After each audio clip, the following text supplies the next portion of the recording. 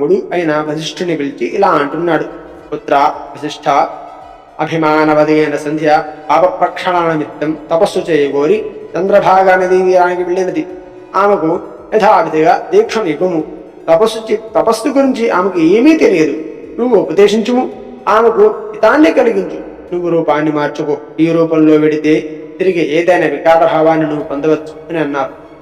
పితృవాక్య పరిపాలనవత్తురైన వశిష్ఠుడు సరే అని అన్ని విధాల మానస సరోవరాన్ని పోలి ఉన్న చంద్రభాగా నదీ తీరానికి వెళ్ళి అక్కడ బృహల్లోహితమను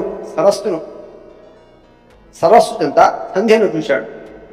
వికసించిన కమలాలతో నిండి ఉన్న సరస్సును ప్రదోషకాలంలో ఉదయించే చంద్రునితోనూ నక్షత్రాలతోనూ శోభిస్తున్న ఆకాశంలా ఉంది.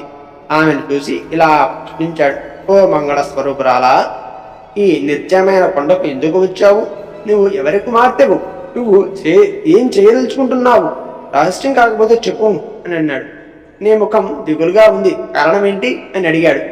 అప్పుడు సంధ్య మూర్తి భవించిన బ్రహ్మచార్యమా అన్నట్లు జటాధారి అయి అగ్నిలా ప్రకాశిస్తున్న తపోనిష్ఠుడైన వశిష్ఠులను ఆదరంతో ప్రణామం చేసి నమస్కరించి ఇలా అంటున్నది. ఓ పోచ్చుడా, నేనే ప్రయోజనాన్ని కోరి తపోవనానికి వచ్చాను. మీ దర్శన భాగ్యం చేత అది నెరవేరినట్లే భావిస్తున్నాను.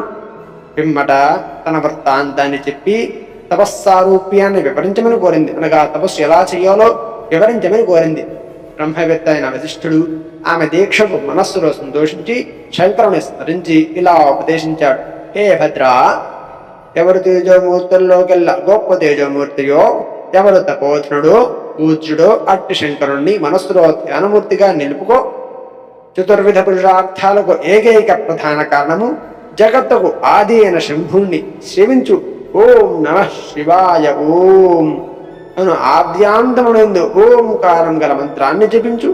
మౌనంగా స్నానం చేసి మౌనంగా శివుణ్ణి పూజించు. నీకు తపస్సు ఫలిస్తుంది.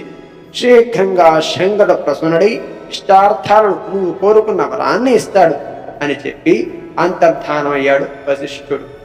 హరి ఓం తత్సతు. ఇంతటితో సంధ్య యొక్క చరిత్ర అనే ఘట్టం పరిసమాప్తి. రేపటి వీడియోలో సంధ్య యొక్క తపస్సు అనే ఘట్టం గురించి తెలుసుకుందాం. స్వస్తి.